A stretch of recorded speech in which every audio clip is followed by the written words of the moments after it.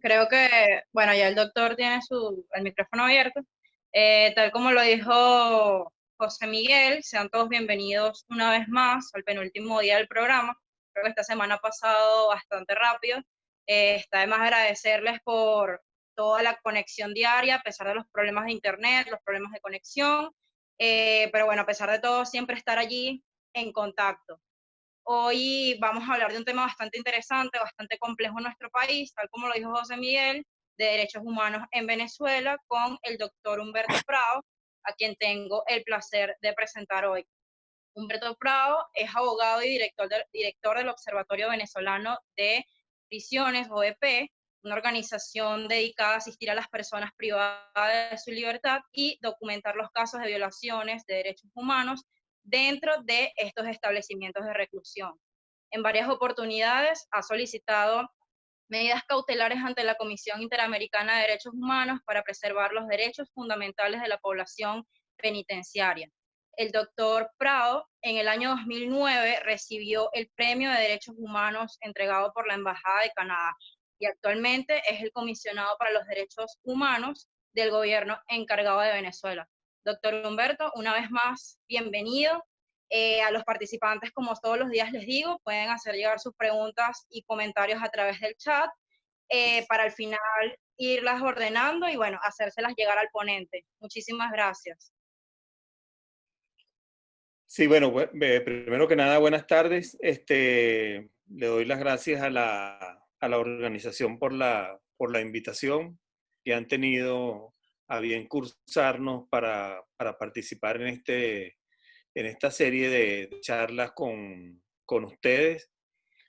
Creo que con los panelistas que ustedes han tenido ha sido muy interesante, pero yo les vengo a hablar más como comisionado de derechos humanos que como el fundador del Observatorio Venezolano de Prisiones. Y yo le pedí a dos de los coordinadores que trabajan conmigo que me acompañaran porque son jóvenes iguales que ustedes, jóvenes que ahorita tienen una responsabilidad en la Comisión de Derechos Humanos. Gabriel Ortiz, que ahorita está encargado del área internacional y litigio de la comisión, y Daniel Hernández, que está encargado de el área de derechos económicos, sociales, culturales y ambientales. Y también va a estar Daniela Suárez, que está encargada de los derechos civiles y políticos. Como verán, tres puntos muy importantes que tienen que ver con materia de derechos humanos y dos que precisamente llenan como todas las expectativas en materia de derechos humanos.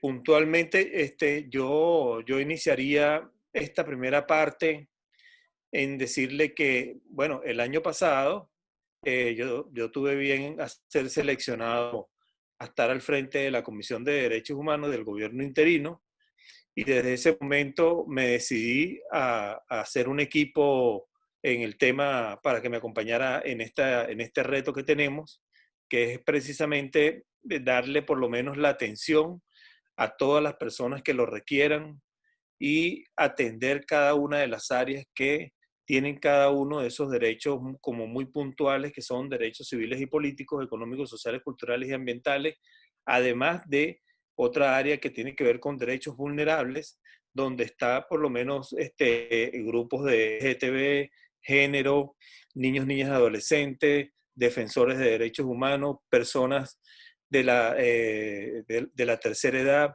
también personas encarceladas y población indígena.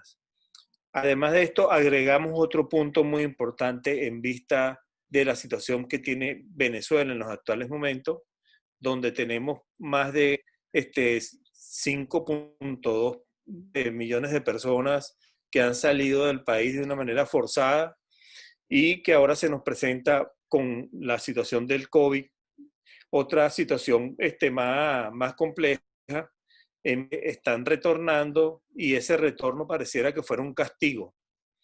Entonces, en vista de ello, yo creo que es importante también como tener un programa para lo que es la parte de atención, no solamente para los retornados, sino para las personas que se encuentran también fuera en diferentes países del mundo y que tengan la debida atención y estar llamando a los organismos internacionales como ACNUR o algunos organismos que tengan que ver con materia en el sistema de Naciones Unidas y el sistema interamericano de derechos humanos para la atención de los venezolanos. Creo que, como siempre se ha dicho, en este punto muy en particular, después de Venezuela no ha tenido una guerra, pero tenemos una situación muy compleja que las personas han huido por la situación de Estado de Derecho, por la situación de justicia, por la situación de alimentación, por la situación de medicina, por una situación muy importante que se está presentando, que es que muchos de ellos están como migrando porque consiguen mejores oportunidades laborales para poder atender esta parte en nuestro país y a sus familiares. Y hoy en día con lo de la pandemia tenemos un gran problema donde todo el mundo, precisamente por la cuarentena en que nos encontramos en el mundo, entonces ahí se le presenta a ellos una problemática muy grande. Una, en donde ellos estaban en un país que no es el de ellos, en donde ellos estaban en una situación, por lo menos pagando un alquiler para poder vivir. Y tres, donde simplemente por la situación de pandemia están suspendidos los trabajos. Y en este caso, quienes llevan la de perder precisamente son los que están en esta posición, como son la mayoría de los venezolanos, y es uno de los grandes problemas que tenemos en muchos de los países. Y entonces en ello hemos como llamado la atención precisamente a estos organismos internacionales para que se haga valer por lo menos lo que son esos principios de la atención y del acompañamiento a cada uno de ellos, estando al lado de las personas que tienen representaciones diplomáticas y de paso que tengan por lo menos una atención debida en este punto en particular, y por eso me detuve como para explicarlo un poquito más. Entonces, yo quisiera que por lo menos aquí en esta primera parte, donde me voy a detener como para que oigan, porque una de las cosas que yo me dije cuando me invitaron, por mucha experiencia que uno pueda tener en la lucha de los derechos humanos, yo decía que la mejor, el, el mejor evento que nosotros podamos tener es que los jóvenes le hablen a los jóvenes, porque son jóvenes que evidentemente que han tenido oportunidades de participar en competencias internacionales, que han tenido la oportunidad de representar al país, que han tenido la oportunidad incluso de ser ganadores en competencias en materia de derechos humanos en el sistema de Naciones Unidas, en el sistema interamericano, incluso en sus propias universidades, siendo representantes de cada una de ellos y estando precisamente con jóvenes que son universitarios y que tienen que ver con diferentes áreas. Mejor de esta experiencia, de esta generación de relevo, para que por lo menos que me están acompañando en estos momentos, no solamente le hablen del punto en particular que tiene cada uno en sus competencias, sino también de lo que ha sido como su travesía para poder llegar donde ellos están. Entonces, en esta primera parte, yo voy a dejar a Daniel Hernández para que se presente, le diga unas palabras y por lo menos empiece con lo que tiene que ver con las responsabilidades y experiencia que ha tenido con todos los foros, con todas las reuniones con embajadores, con todas las reuniones que has tenido con personas que tienen por lo menos situaciones como migrantes. Y yo creo que esas son experiencias que precisamente estos jóvenes que nos están escuchando son, como se dice, esa esponja que tienen que tener estas experiencias que ustedes han tenido por los actuales momentos que en las me están acompañando. Así que te dejo con la palabra, Daniel. Muchas gracias, Humberto. ¿Me puedes confirmar si se me escucha bien? Sí, Escucha sí, un perfecto, poco te bajo, escuchamos bien. Excelente, un poquito bajo. excelente. Sí, es que he tenido problemas con el aparato este, pero bueno, voy a intentar hacerme entender lo mejor posible y si llegan a no escuchar algo me avisan, por favor. Bueno, agradecido por la invitación, agradecido además con Humberto por haber confiado en mí para formar parte de esta ponencia, que entiendo que es de jóvenes para jóvenes. Y bueno, Humberto también es joven, joven de espíritu, joven de lucha, pero sin duda comparte eso con nosotros, que sí, en efecto, el equipo de la Comisión Presidencial para Derechos Humanos y Atención a las Víctimas es está fundamentalmente conformada por jóvenes. Y eso yo creo que es algo que se tiene que rescatar porque particularmente creo que la lucha por los derechos humanos, sobre todo en Venezuela, en nuestro país, que hoy en día vive, digamos, una situación casi apocalíptica, el hecho de que seamos los jóvenes los que estamos justamente comprometidos con esa causa y trabajando día tras día por denunciar, por vigilar, por alzar la voz, yo creo que es algo que se tiene que efectivamente, digamos, se tiene que reconocer y replicar. Es decir, que los jóvenes cada vez más podamos formar parte de esas pequeñas posiciones de responsabilidad y de poder que tanto necesita nuestro país. Yo me voy a presentar.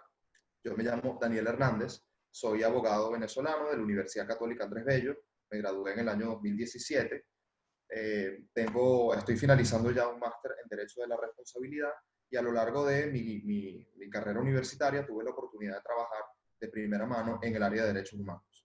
Estuve trabajando con el notable defensor de derechos humanos Nizar El Faqih en su organización de derechos humanos. Nosotros atendimos de primera mano expedientes de estudiantes detenidos en las protestas desde el año 2014 hasta el año 2017, formando también parte de la red de asistencia legal del Centro de Derechos Humanos de la UCAP, en la que también desempeñamos esta labor tan importante y por supuesto ad honorem de defender a los estudiantes que eran injustamente encarcelados. Y hoy en día pues tengo el honor y el placer de trabajar de la mano de Humberto como el coordinador del área de derechos económicos, sociales, culturales y ambientales. La introducción que hizo Humberto es muy buena porque él hacía referencia a temas trascendentales que se viven hoy en día en Venezuela y que además tocan directamente el ámbito competencial de la coordinación que tengo el gusto de presidir. Yo no sé si entre los espectadores hay muchos abogados, pero en todo caso, yo creo que es importante puntualizar que lo que significa DESCA, Derechos Económicos, Sociales, Culturales y Ambientales, hace referencia a una parte de los derechos humanos que han sido llamados históricamente como los derechos prestacionales, es decir, que exigen una actuación positiva del Estado, que el Estado tiene que activamente intervenir para garantizar, por ejemplo, cosas como el derecho a la salud, como el derecho a la educación, como el derecho a gozar de un medio ambiente sano, como el derecho a gozar de garantías laborales y de un salario mínimo digno, entre otras cosas.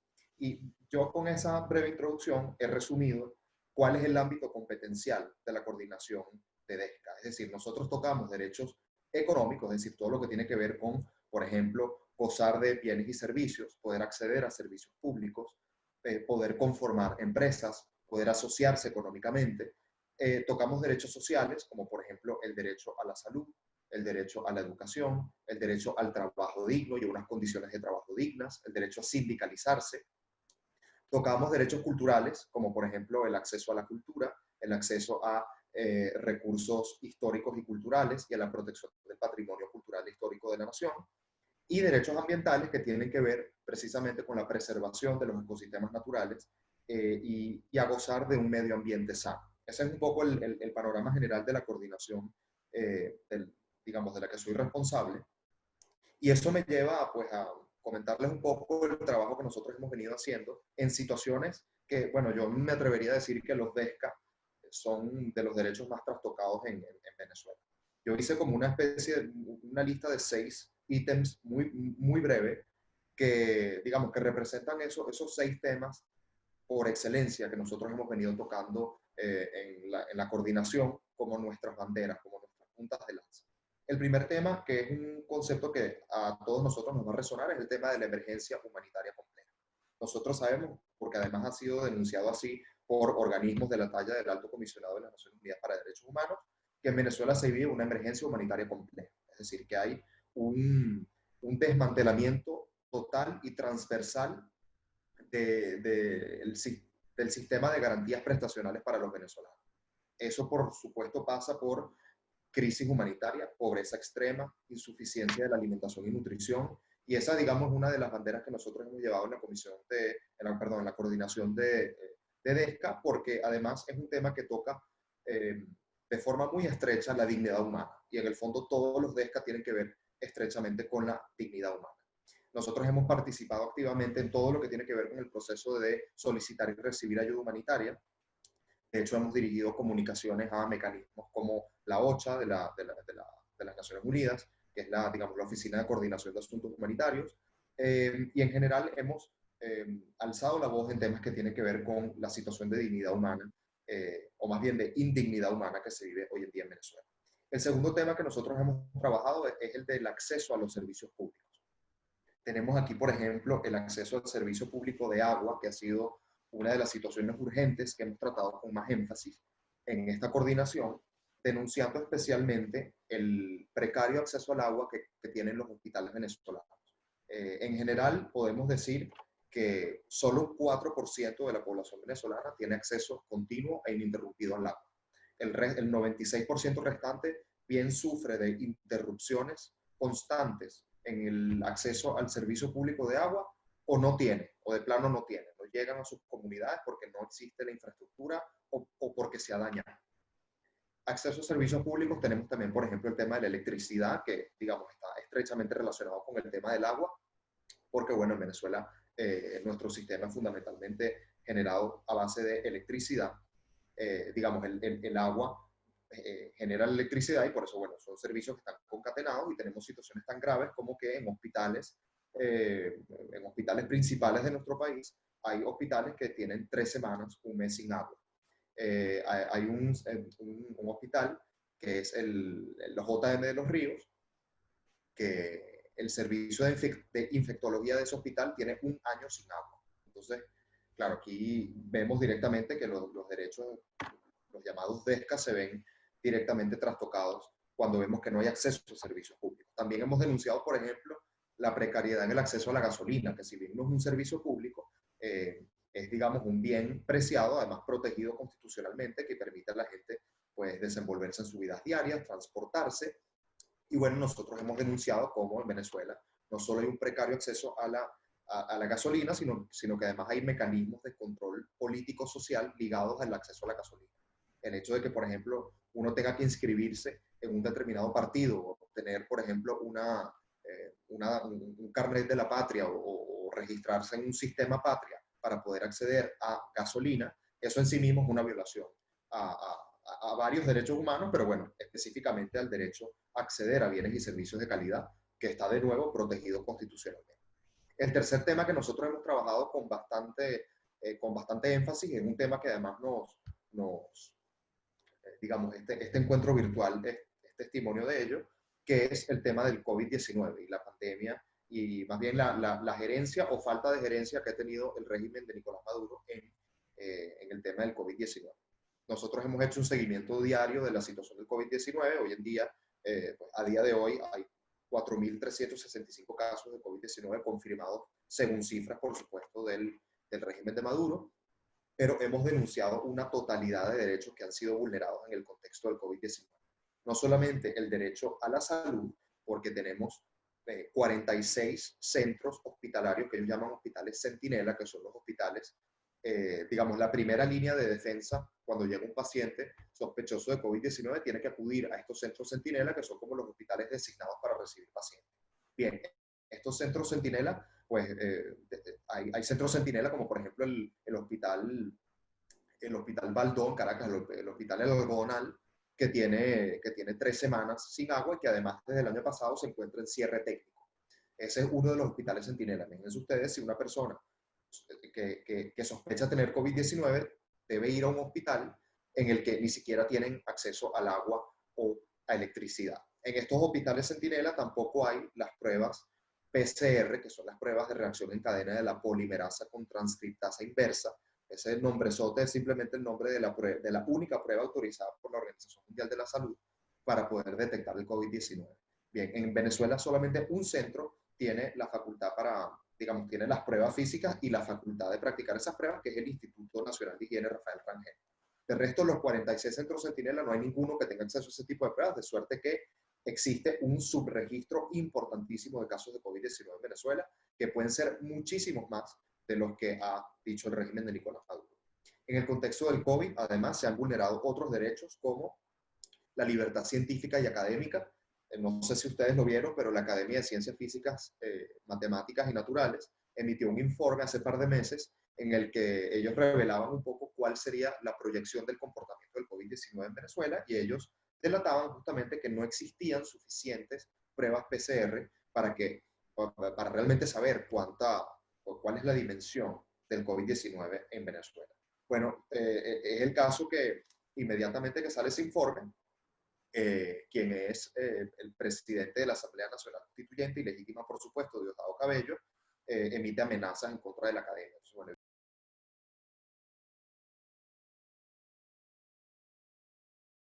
de la coordinación de DESCA en la que estoy yo, pero sí es cierto que pues, en el contexto COVID-19 hemos visto cómo hay una multiplicidad de violaciones de derechos humanos que nosotros hemos venido haciendo seguimiento. Luego tenemos el cuarto punto, que es el tema del salario mínimo y las garantías laborales. Sobre todo en un contexto de teletrabajo, en el que las personas se están viendo forzadas a teletrabajar producto de la pandemia, producto de la cuarentena, unilateralmente decretada por el gobierno ilegítimo de Nicolás Maduro, tenemos situaciones de que hay personas que se han visto completamente desprovistas de su salario, de suficientes garantías laborales, o que han sido simplemente despedidas sin ningún tipo de protección de los sistemas prestacionales laborales, que están absolutamente desmantelados. Todo lo que tiene que ver con el sistema de seguridad social, absolutamente desmantelado producto de la negligencia gubernamental desde hace años del gobierno de entonces Hugo Chávez, luego Nicolás Maduro, que se convierte en régimen de facto. Pues todo el sistema de garantías laborales completamente desmantelado, lo cual se traduce en una violación de este tipo de derechos. El quinto punto se refiere a la libertad académica y derecho a la educación. Ya más o menos lo adelantaba cuando hablaba sobre el informe de la Academia de Ciencias Físicas, Matemáticas y Naturales, que fueron hostigados producto de la publicación de un informe científico que no tiene nada que ver con el terreno político. Bueno, bien, ellos fueron hostigados por ese tema. Y por supuesto el tema que tiene, digamos, lo que tiene que ver con el derecho a la educación, de nuevo, en un contexto de cuarentena obligada, una cantidad inmesurable de niños y adolescentes que se han visto desprovistos del derecho a la educación porque no existe una infraestructura educativa institucional ni de Internet, que también es una violación en sí misma del derecho a poder acceder a Internet de calidad y con una velocidad razonable para que la gente pueda ver clases desde sus casas. Todo eso trastoca el derecho a la educación de forma muy profunda, porque además estamos hablando de niños y adolescentes que perdieron un buen cuarto o tercio del año escolar producto del encierro que ha decretado Nicolás Maduro. Y el sexto y último punto al cual quiero hacer referencia, que digamos no es menos importante, todo lo contrario, un tema chocante, profundamente chocante, es el tema del arco minero del Orinoco. Es un tema que nosotros hemos venido trabajando como una de las líneas fundamentales y estratégicas de la coordinación, que es denunciar todas las violaciones de derechos humanos asociadas a la minería ilegal que se produce en el sur del Orinoco.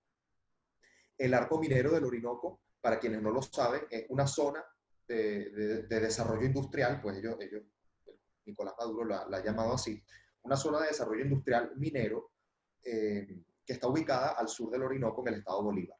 Pero la realidad es que no solo en el estado Bolívar, sino también en el estado Amazonas y del Tamacuro hay una situación gravísima de ecocidio producida por la minería ilegal que allí se lleva a cabo. Esa minería ilegal es realizada no solamente por el propio gobierno de facto de Nicolás Maduro y empresas asociadas a ese gobierno, como por ejemplo PDVSA y Caminpe, sino que además es llevada a cabo por empresas transnacionales e internacionales, notablemente chinas, rusas, turcas y sirias, que no cuentan con las concesiones legales, tal como manda nuestra Constitución y la legislación vigente en Venezuela para que puedan operar, que no cuentan con estas concesiones legales, sino que operan, digamos, de facto, extrayendo oro, bauxita, coltán, dolomita, aluminio y otras, digamos, lo que llaman tierras raras, otros minerales. Además de eso, hay todo un entramado delincuencial ligado a colectivos, sindicatos, ellos llaman sindicatos, son básicamente bandas criminales armadas, guerrillas e inclusive organizaciones paramilitares insurgentes como el Ejército de Liberación Nacional y la FARC, que operan todas en el sur de nuestro país. Eso es algo que poco se sabe, porque hay toda una política de opacidad impulsada por Nicolás Maduro con respecto a este tema. La información a la cual nosotros tenemos acceso es nada más y nada menos información que recaban organizaciones de forma prácticamente artesanal, es decir, preguntando a las comunidades indígenas que han sido las principales víctimas de todo de todos los atropellos asociados a la minería ilegal, o bien por imágenes satelitales. Es la única forma que se tiene, digamos, en la cual nosotros podemos tener conocimiento de lo que pasa en el arco minero. Pero bueno, en todo caso hay violaciones incontables, incontables violaciones a los derechos humanos, incluyendo pues atropellos a las comunidades indígenas que se han visto violentamente desplazadas o inclusive masacradas. Ha habido desde el año 2006 hasta el año 2020 52 masacres de indígenas, lo cual es una cifra pues aberrante, y nosotros en esta coordinación de DESCA, como toca justamente los derechos ambientales, nosotros hemos venido trabajando con mucha firmeza y denunciando con mucho énfasis lo que está sucediendo en el arco minero del Orinoco. Bien, bueno, ya para terminar, pues, agradezco muchísimo esta oportunidad de conversar con los jóvenes y de hacerles saber que esta generación tiene mucho talento y nosotros estamos estamos en posiciones de responsabilidad que estamos llenando con creces. Pues estamos haciendo un trabajo muy importante y que invito además a todas las personas que están participando en este foro como espectadores o como panelistas que pues a que sepan que la juventud, bueno, nuestra generación tiene una responsabilidad muy grande. Esto de pronto es una frase cliché que hemos escuchado hasta la saciedad, que bueno, que nosotros somos la generación de relevo, etc. En el fondo, lo que importa es que todos sepamos que en las situaciones de poder y las situaciones de responsabilidad nosotros tenemos que estar, porque si no es dejarle trabajo a otra persona. Entonces, nada, invito a todos nuestros oyentes que se unan a este tipo de luchas, y bueno, agradezco nuevamente a los organizadores y a Humberto por la oportunidad.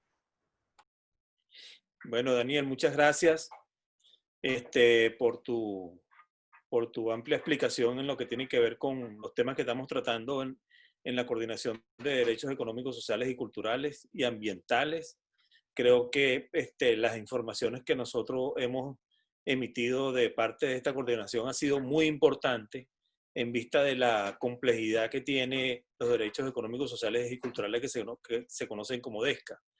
Entonces, ahora voy a darle la palabra a Jonathan Clint, que es un estudiante, también un joven, que por lo menos puede hablar primero. Me gustaría, Jonathan, que le hablaras de esa primera experiencia tuya saliendo de comisión saliendo de comisión, valga la redundancia, a la Comisión Interamericana de Derechos Humanos a entregar parte del informe 2019 para que este grupo de jóvenes que le vas a hablar tengan presente también de que trabajar derechos humanos es muy fácil contarlo y decirlo, pero atravesarlo creo que son experiencias importantes y nada mejor que lo digas. Adelante, Jonathan. Bueno, muchas gracias, Humberto. También Daniel, que me antecedió, Gabriel, que es de mis coordinadores, y bueno, a los jóvenes que nos escuchan. Supongo que allí está José Miguel, que yo sigo esa digamos, la plataforma o la asociación desde las redes y siempre estoy pendiente de lo que hacen. Mi nombre es Jonathan Clint, yo estudio 9º semestre de Derecho en la Universidad Católica Andrés Bello, y he tenido la oportunidad de tener alguna experiencia en el área de derechos humanos desde hace ya un tiempo. Hace unos años trabajé en una ONG, digamos, desde esta parte privada de defensa y promoción de los derechos humanos. Posteriormente, bueno, tuve la oportunidad de participar en una competencia que promovió la universidad, en la que fui meritorio de una beca en la Comisión Interamericana. Entonces, bueno, estuve haciendo una beca allá por 4 meses en la CIDH en Washington. Creo que es la experiencia más fructífera y directa que he tenido en el trabajo propio de los derechos humanos. Y bueno, desde hace ya 6 meses aproximadamente, 7 casi, estoy trabajando acá en la Comisión Presidencial para Derechos Humanos, cuestión que en verdad es retadora, cosa que me encanta porque, bueno, hace varios años no estábamos acostumbrados de pronto a ver las funciones públicas como algo positivo o como algo realmente académico, cosa que acá en verdad vemos a diario. Yo lo que básicamente quería mencionar, más allá de esa experiencia, es que, bueno, 3 cosas que he tenido la oportunidad de hacer en esta comisión, en la coordinación de litigios en la que yo estoy. y vamos por orden. Apenas me acuerdo, en enero, empezando yo en la comisión, Humberto me encomendó trabajar sobre un plan nacional de derechos humanos que aún no ha salido, pero que ya está por salir, cosa que en verdad creo que es uno de los proyectos más grandes que tiene esta comisión y que es importante hacerlo saber, cosa que en verdad es un plan nacional bastante amplio, que tiene muchos objetivos en derechos humanos que estoy seguro que pronto se podrán cumplir. Luego, en febrero, tuve la oportunidad de ir a Cúcuta cuando la Comisión Interamericana pretendía hacer su visita in loco en Venezuela, pero bueno, el régimen lo negó. Hicieron una visita que ellos catalogan histórica en la frontera colombo-venezolana. Bueno, yo fui uno de las personas de la comisión, junto a otro abogado, que fuimos hasta allá, nos trasladamos hasta allá, incluso nos acompañaron víctimas, y tuve la oportunidad de rendir testimonio ante la propia CIDH, la presidenta y el secretario ejecutivo, e hice entrega de un resumen, de un informe anual que posteriormente desarrollamos de todo lo que ocurrió en el 2019. Este es un informe que tiene más de 160 páginas y tiene todo lo que ocurrió en el 2019 relativo a los derechos humanos, y es bastante amplio. Y esta información que le entregamos a la CIDH la valoraron para que posteriormente, el pasado 8 de mayo, ellos presentaron sus observaciones preliminares a esta visita. Y bueno, valoraron pues la información que nosotros entregamos. Pudimos hablar en nombre, en lo particular yo hablé en nombre de la comisión presidencial, no hablé a nombre particular. Y bueno, básicamente lo que quería mencionarles, además de eso, es que a diferencia de Daniel y de Gabriel, bueno, yo sigo siendo estudiante, ya estoy en mis 2 últimos semestres, estoy próximo a graduarme, pero bueno, sigo siendo estudiante, asumo que muchos de ustedes también lo serán, y bueno, a veces cuando uno está empezando la universidad, siente que tiene que graduarse o que tiene que tener un máster, un posgrado para hacer cosas relevantes o que tanto que tengan impacto como que a uno mismo lo llenen. Pero bueno, yo desde hace varios años que me siento muy orgulloso de lo que hago, creo que tiene impacto las cosas que logro hacer, así sea un poquito y granitos de arena, y creo que siempre hay espacios para nosotros, así no estemos todavía graduados y seamos aún estudiantes. Y, y bueno, siempre agradecido en verdad también con Humberto de la oportunidad de trabajar acá. Es algo que me encanta al punto de que sé que me quiero dedicar a temas de gestión pública, administración pública, todo lo relativo a lo público que he podido ver desde esta comisión y que de verdad es algo increíble, es impactante y tiene mucha relevancia, tanto nacional como internacional. Entonces, bueno, ¿no? Básicamente esa es como mi experiencia, las cosas que he podido hacer. Obviamente hay otras cosas y que me gustaría dejarles. O sea, en verdad, trabajar por el país a nivel público es importante, así se haga desde una asociación civil que evidentemente es privada, tiene impacto en lo público y eso creo que es algo bastante relevante. Sí, Jonathan, yo quisiera que le hablaras más o menos cómo fue la trayectoria para llegar a Cúcuta y le hablaras por lo menos de 5 puntos relevantes del informe cuando lo presentaste. Ok, bueno, nosotros volamos de Caracas hasta la Grita, creo que se llama, y allí tuvimos que trasladarnos, bueno, cruzar la frontera a pie, pero bueno, nos pidieron unos temas que no teníamos y tuvimos que cruzar por trocha. Yo nunca había hecho eso y en verdad fue todo una odisea, pero bueno, fue una experiencia. Y del informe, yo me acuerdo que lo que mencioné en el momento en el que hablé fue que incluso a propósito del informe reciente que publicamos acerca de la FAES, hablé del incremento de ejecuciones extrajudiciales por parte de la FAES en el 2019 con respecto a 2016, 17 y 18, que aumentaron estas ejecuciones extrajudiciales. También hablé del tema del agua, que justamente Daniel lo mencionaba, que es muy poca, la población venezolana creo que es el 4%, que dice tener agua de manera continua, fluida y regular. O sea, el resto de la población, el 96% de los venezolanos, no tienen agua de manera regular, continua y fluida. O sea, cuestión que impactaba mucho. Y yo cuando hablé, traté de tocar puntos sensibles para cada uno de los que estaban allí escuchando. Entonces estaba la relatora de migrantes, entonces mencioné que para ese momento más de 5 millones de venezolanos habían huido, básicamente, de Venezuela y por el tema de la emergencia humanitaria compleja. Estaba la relatora de niños, entonces hablé del tema también de las escuelas, el tema de las ejecuciones extrajudiciales. Eso básicamente fueron los puntos que toqué. También hicimos una aproximación al tema de delitos de crímenes de lesa humanidad, porque creo que fue algo que hicimos mucho énfasis en el informe anual para ligarlo al tema de tortura, porque pues, pudiese llegar a la Corte Interamericana, etc. Creo que eso básicamente las cosas que pude hablar en esa oportunidad. Bueno, muchas gracias, Jonathan. Y gracias porque en verdad has hecho una buena y excelente labor en la coordinación donde estás con Gabriel, que ahora le cedo la palabra para que hable del tema y su experiencia, lo que ha sido en el área de litigio internacional. Adelante. Gracias, Humberto. No, bueno, muchas gracias a Humberto por la invitación. Mi nombre es Gabriel Ortiz.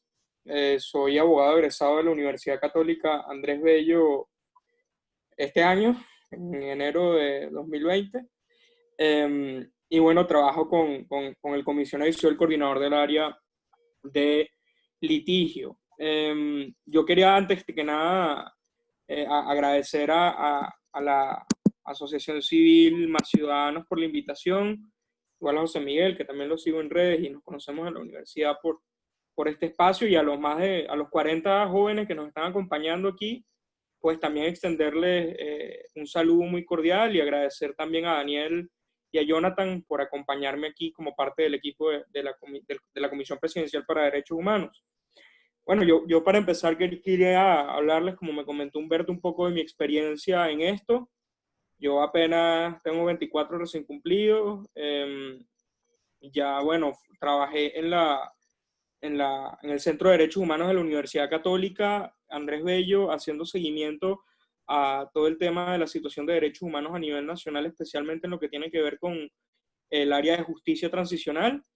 Tuve la oportunidad de participar también, al igual que Jonathan y Daniel, en el tema de competencias. De hecho, participé en la competencia de Eduardo Jiménez de Aréchaga, que se celebra en la sede de la Corte Interamericana en San José, Costa Rica, y debido a que ganamos el primer lugar en el año 2017, tuve la oportunidad de hacer una pasantía en la Corte Interamericana de Derechos Humanos. De hecho, todavía estoy acá, porque me quedé atrapado por la pandemia, pero esa es otra historia. Y bueno, pues básicamente tuve la experiencia de entrar en contacto ya directamente con el mundo de los derechos humanos de un tribunal internacional de esa jerarquía.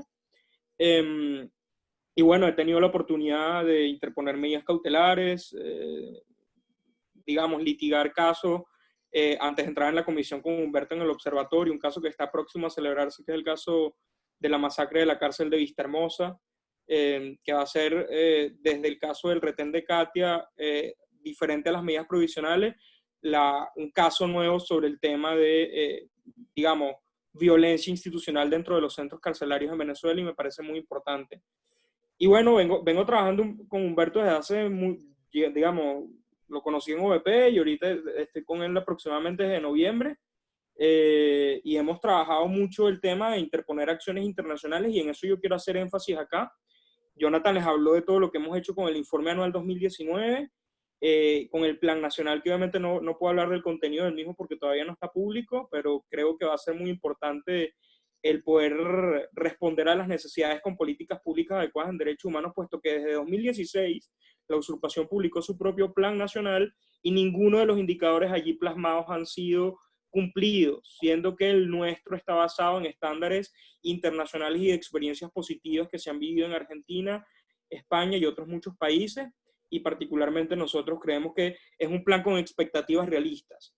Y otra de las prioridades que hemos tenido es acercar nuevamente a Venezuela a los sistemas internacionales de protección de derechos humanos, porque desafortunadamente vivimos en un contexto de usurpación contumaz, que profiere la necesidad de divorciarse de los parámetros internacionales y que entiende el concepto de soberanía como lo entendían los países en el siglo XIII o XIV, o cuando estaba en la paz de Westfalia, o como lo entendieron los nazis en su oportunidad con la Segunda Guerra Mundial, que es que creen que porque tienen el derecho a la soberanía, entonces a lo interno no debe haber escrutinio internacional, ni hay límites en el ejercicio del poder público, y justamente el límite del mismo son los derechos humanos. Y parte de lo que nosotros venimos haciendo es, pues, que el Estado, como entidad de derecho internacional público, tiene que cumplir y hacer cumplir sus obligaciones en materia de derechos humanos. Por eso, una de las cosas más importantes que nosotros hemos detectado, y lo he visto de cerca en la Corte, es que Venezuela, de hecho, es el Estado que más incumple reparaciones ordenadas por la Corte Interamericana, porque inclusive es el Estado que tiene más sentencias que se han remitido a la Asamblea General de la OEA a la luz del artículo 65 de la Convención Americana sobre Derechos Humanos, que dispone que cuando un Estado no remite información a la Corte, pues se entiende que ni siquiera tiene la voluntad de cumplir, lo cual es una violación flagrante del derecho internacional general, desde el punto de vista de la Convención de Viena del Derecho a los Tratados, de todo el tema que tiene que ver con los Estados cuando firman un tratado de derechos humanos lo tienen que cumplir de buena fe. Lamentablemente la usurpación nos trae el subterfugio de que ellos han denunciado a la Convención Americana sin reparar en que esa denuncia ha sido perfectamente inconstitucional, no ha cumplido con los estándares internacionales y muchísimo más que la propia Comisión Interamericana y la Asamblea General de los Estados Americanos y el Consejo Permanente también de la OEA han reconocido que Venezuela sigue formando parte de esos tratados. Entonces eso es muy importante, yo creo que traerlo a colación, de que decir que Venezuela todavía sigue formando parte, y como parte de eso, una de las obligaciones que tiene el Estado es darle publicidad al contenido de las sentencias de la Corte, que miren, vaya que ha tratado temas controvertidos. Les puedo citar algunos, por ejemplo, el caso López Soto versus Venezuela, el caso de Linda Loaiza, muy importante caso que da constancia de que la situación de la violencia estructural contra la mujer en Venezuela no es diferente al contexto latinoamericano regular, porque existe esta posición que quiere dispensarnos de que no existe esa violencia en Venezuela, y lo cierto es que sí, sí existe, y el caso López Soto lo confirma, en donde las autoridades no se tomaron en serio las investigaciones que pesaban sobre el caso de Linda Loaiza, que era violencia contra la mujer, porque bueno, basado en estereotipos de género, asumían que ella estaba con el novio y que por lo tanto no había que investigarlo. Casos de algo que mencionaba Daniel muy importante, de discriminación política con cara de política pública y de asistencia social. Por ejemplo, el caso San Miguel Sosa y otras versus Venezuela es muy importante, porque se dice inclusive en ese caso, que es el caso conocido por el tema de la lista de Tascón, en donde cientos de empleados fueron despedidos del sector público simplemente por pensar diferente a lo que venía siendo el régimen de turno, hoy día de facto. Y prácticamente fueron despedidas sin que se cumplieran ninguna de las disposiciones laborales. Y luego uno de los argumentos del Estado en ese caso fue que eso era parte de un proyecto de asistencia social. Y hoy día vemos que esos proyectos de asistencia social son más que todo mecanismos de coerción social, porque es inaceptable que para poder recibir la caja CLAPS, asumimos que son necesarias, pues tengas que tener filiación con el Partido Socialista Unido de Venezuela, o que a su vez tenga que estar adscrito al carnet de la patria, siendo que el único documento de identidad que debería tener validez para el acceso a asistencia social es pública es la cédula de identidad. Lo otro es simplemente discriminación política y coerción social. Casos tan importantes como el caso de Álvarez Ramos, el profesor Tulio Álvarez, que se le negó el acceso a información pública porque el régimen contumaz considera que no es importante publicar información dentro de las entidades estatales, desde el Banco Central de Venezuela, que tiene muchísimo tiempo sin publicar cifras de inflación, hasta la Defensoría del Pueblo y la Fiscalía General de la República, que no publican cifras aun cuando ese es su deber constitucional.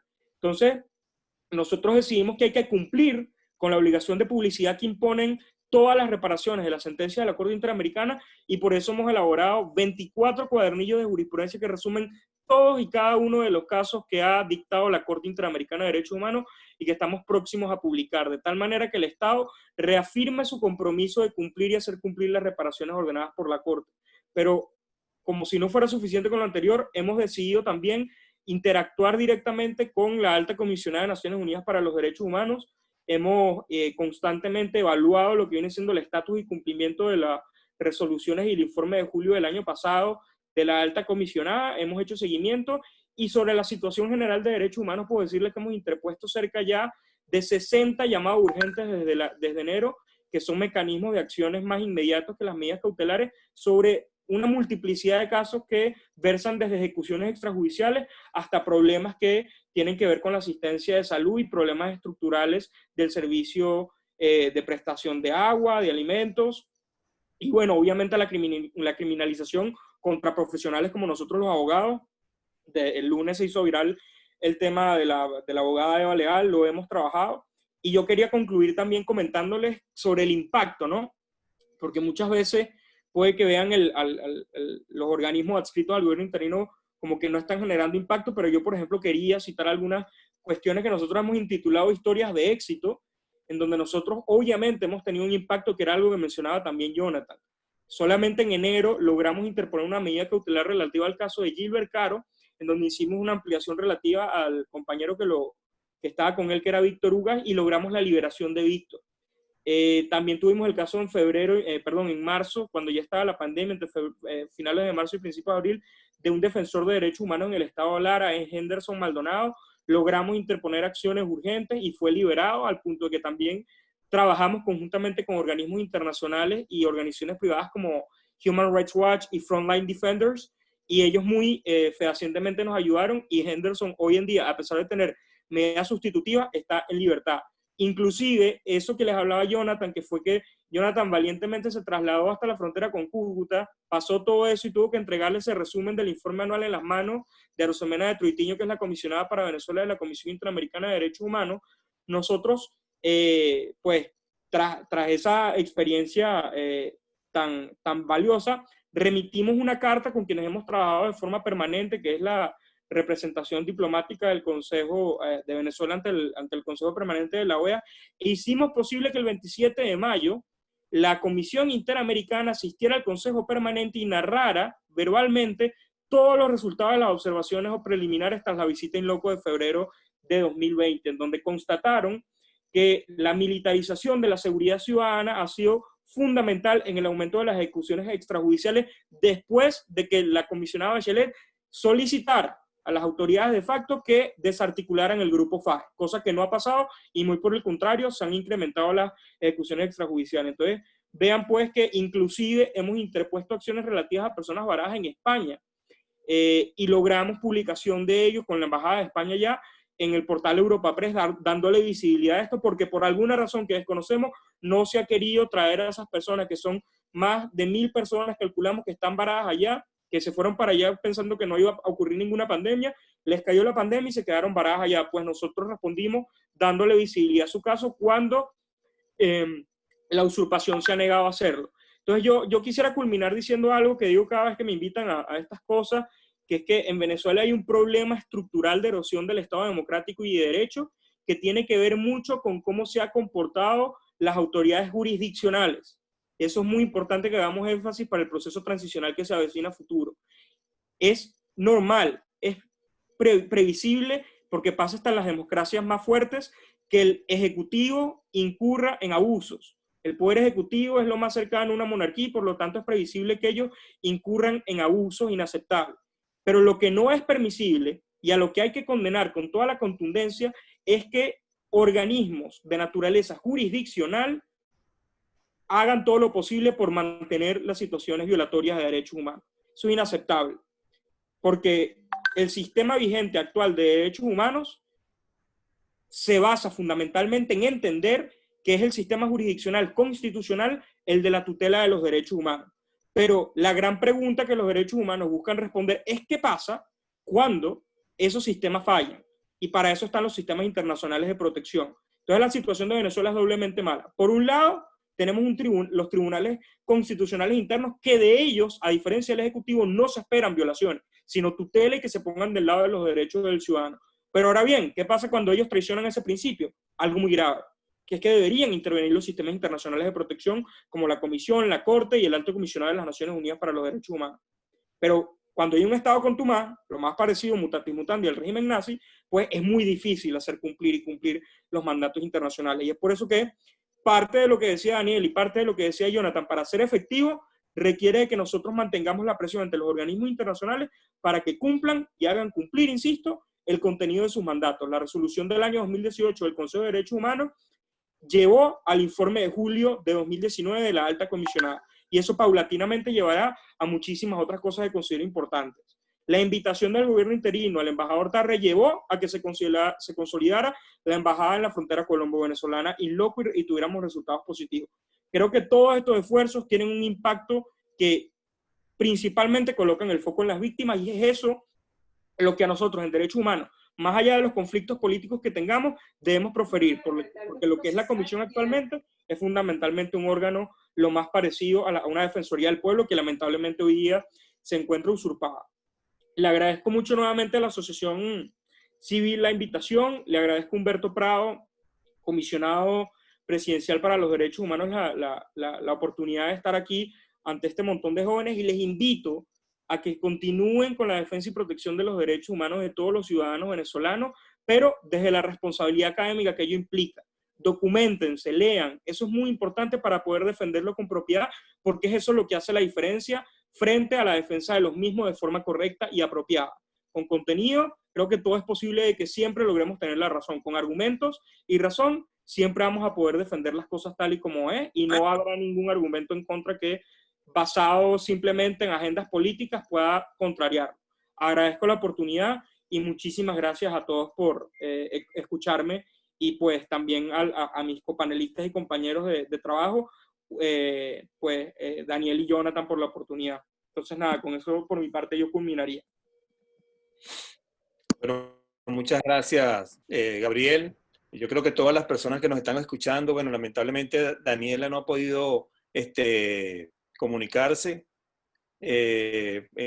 enlazarse en vista de la situación de internet. Un segundito para iniciar el video aquí que me pusieron. Pero ustedes saben que una de las cosas, cuando nosotros hace poco hicimos un webinar acerca de lo que tenía que ver de la sentencia de la Corte del Tribunal Supremo de Justicia, el legítimo Tribunal Supremo de Justicia, en donde juramentaba al Consejo Nacional Electoral también ilegítimamente juramentado. Nosotros organizamos un foro, y este foro tuvo tres aspectos. Un aspecto jurídico con constitucionalistas y expertos en el área de amparo constitucional, como la doctora Niken, como el doctor Chavero y el doctor Daniel. Y también tenía una parte que era del tema electoral, y ahí tuvimos también un experto en esta materia. Pero en el área política tuvimos a Ángel Oropesa para que nos conversáramos en dónde estábamos parados en ese momento. Entonces él empezó como diciendo, y me quedó grabado porque en verdad eso es lo que nosotros tenemos en los actuales momentos, que él decía que era imposible no acordarse a propósito de esa juramentación de José Ignacio Cabruja. Y ese concepto tan original de Cabruja, de lo que él decía, el estado del disimulo. Y el estado del disimulo, decía Cabruja, es donde el concepto de estado, de las leyes y las instituciones son simplemente un truco legal que justifica darle cierta apariencia de formalidad a simples apetencias, de arbitrariedades y de formas de lo que él llama me da la gana y punto. Entonces tenemos unas instituciones en Venezuela que ni son legítimas, no son de verdad, no responden a la Constitución, sino a intereses de un grupo de personas, pero que se multiplican y crean otras instituciones que tampoco son legítimas, pero que responden a este concepto del estado del disimulo. Simulemos, pues, hagámonos los locos, pretendamos que son de verdad. ¿Por qué? Porque hasta las dictaduras más brutales y obscenas necesitan un mínimo de ropaje y de formalidad para intentar tapar estas desnudeces. Este es el contexto de una de esas, que disimulemos que es una juramentación, pero que por supuesto, dado en el país en el que vivimos, tiene consecuencias políticas evidentemente. Entonces, cuando nosotros, ustedes que son jóvenes, vemos este tipo, por lo menos, mire, cuando uno estudia derecho, por lo menos, está enamorado del tema de la justicia, cuando le dan materias como derecho constitucional, derecho civil, cuando te dan la materia de pruebas, de amparo, que te enamoras precisamente diciendo que comparas lo técnico que te están dando con la situación real que hay en el país, tú dices, pero ¿por qué tienen que ser las cosas de esta manera? Entonces, cuando tenemos en la actualidad la única institución legítimamente reconocida de la Asamblea Nacional, que fue votada por más de 14 millones de personas y de venezolanos en nuestro país, y que bajo un procedimiento legalmente constitucional y democrático sale la figura de la presidencia interina de Juan, como así lo han reconocido más de 60 países y las diferentes universidades en nuestro país. Entonces, lo que tiene que ver con las responsabilidades de la Asamblea, simplemente le quitan las responsabilidades desde un primer momento. ¿Por qué? Porque la oposición obtuvo el número adecuado para tener la mayoría absoluta. Y acuérdense de la historia que comienzan a deshilachar a la Asamblea quitándole 3 diputados, nada más y nada menos del sector indígena, que hasta ahorita que yo estoy hablando con ustedes y que constitucionalmente tiene vigencia hasta este año, porque es su tiempo que tiene de vida para que venga también, según el orden constitucional, otra asamblea, pero escogida por la asamblea legítimamente reconocida. Entonces le quitan la responsabilidad y lo hace un tribunal que incluso cuando ese tribunal fue escogido, habían hasta diputados que votaron por ellos mismos como magistrados. Y del propio CNE que nombraron ahorita, 2 de las personas que nombraron votaron por ellas mismas porque eran magistradas del TSJ. Entonces, cuando le hablo del estado del disimulo, simplemente es, bueno, disimulemos que esto es verdad, pues, pero aquí simplemente se hacen las cosas con ese estado del disimulo, pero no legalmente como está debidamente constituido y lo que nos enseñan en las diferentes universidades. Muchas veces uno hace como unas reflexiones a nivel de lo que tiene que ver con materia de derechos humanos y uno dice, ojalá, Dios mío, estaré en el camino correcto, estaré transitando con este equipo de trabajo, luchando contra la corriente por un camino correcto, con una institución que debe tener la legalidad que la reconocen, imagínense, 60 países y no la reconocen en su país las instituciones como que tienen que garantizar precisamente el Estado democrático. Entonces, cuando ustedes por lo menos oyen estas exposiciones de Gabriel, de Jonathan, de Daniel, ustedes dirán, bueno, pero ¿cómo de repente han avanzado en 6 meses? Porque nosotros, sí es verdad, comenzamos desde el mes de septiembre, pero en el mes de septiembre comenzamos como escribiendo lo que era la visión y la misión, lo que era la promoción, defensa y vigilancia, estructurando lo que era el músculo para tener lo que tenemos hoy en día de un equipo de trabajo. Y comenzamos en diciembre, pero diciembre es un mes muerto. Y comenzamos a trabajar con todos los hierros fue a partir del mes de febrero, pero ya con una estructura, ya con una visión, donde nosotros por lo menos tenemos una metodología donde hacemos reuniones de coordinadores, reuniones de equipo, tenemos un consejo editorial para escoger lo que es el tema que va para boletines informativos que tenemos. Discutimos lo que es la parte a nivel de los llamados urgentes. Por lo menos hay ese tipo de discusión y no hay como desde arriba hacia abajo como unas directrices, sino que a nivel horizontal se discuten y entre equipos se toman decisiones de manera de que entre equipos por lo menos haya como esa responsabilidad importante que se tiene que tener. Entonces, yo creo que ha sido primero como un gran reto, porque yo vengo desde el año 2002, desde que fundamos el Observatorio Venezolano de Prisiones, a trabajar por todas las personas encarceladas, por los que no tienen voz.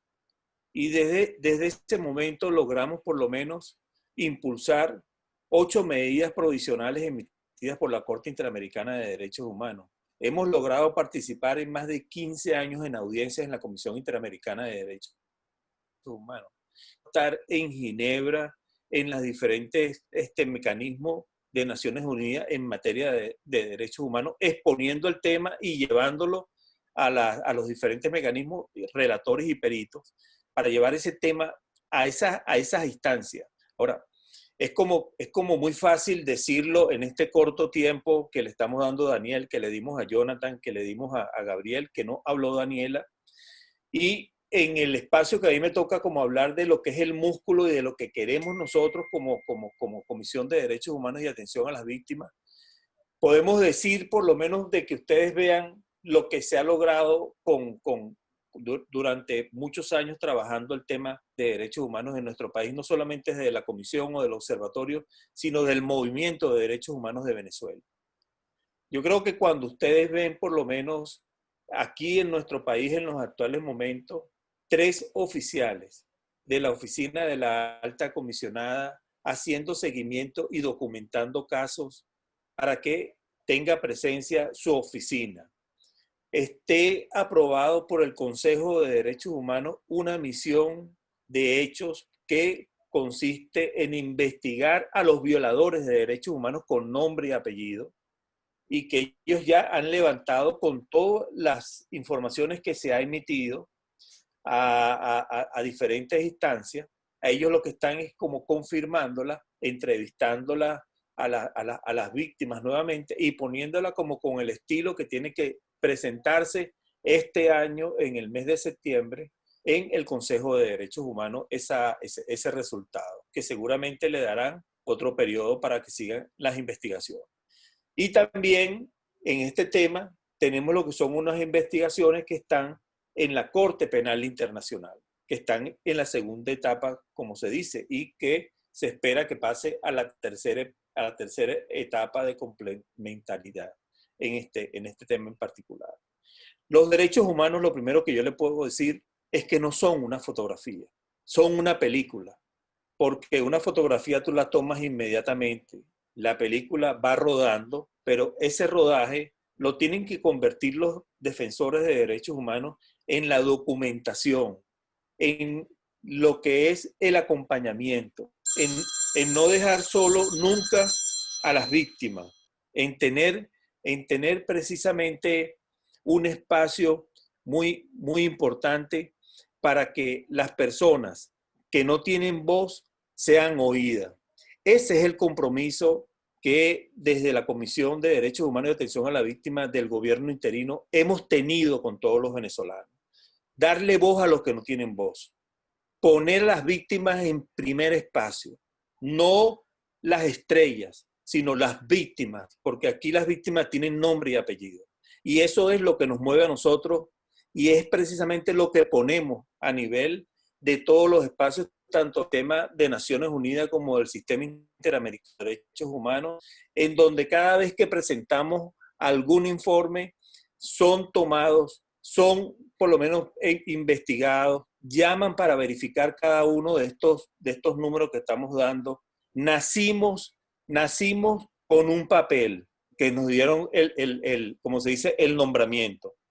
Pero poco a poco la comisión se ha ganado el espacio de la seriedad en su trabajo ante los organismos del sistema ONU y del sistema interamericano y de las organizaciones de derechos humanos, y estando al lado precisamente de ese primer elemento que es la víctima, estando al lado de la víctima y estando al lado de los defensores de derechos humanos, defendiéndolos e incluso por lo menos brindándole visibilidad y darle herramientas importantes para su protección. Yo quisiera que me dieran, por lo menos aquí para compartir pantalla, para mostrarle, por lo menos muy rápido, lo que fue el último informe que nosotros hicimos sobre el tema FAES, que es importante que ustedes lo sepan, pero me tienen que dar permiso aquí para compartir pantalla. Creo que ya puede. Vamos a chequear. Sí. Ahí está. Sí, perfecto. Sí, listo. ¿Se ve bien? Sí, perfecto. Ok, fíjese. Este informe nosotros tenemos nada más como 2 semanas que lo publicamos. Pero es la investigación que llevamos continua y sostenida en 3 meses, de enero, febrero y marzo, de la actuación del grupo FAES. Del grupo FAES, que simplemente es un grupo que no tiene ninguna supervisión, sino que donde entran dejan personas asesinadas. Entonces, lo quisimos darle este nombre de letalidad e impunidad, y el balance de las actuaciones de este grupo en el primer trimestre del año 2000. Y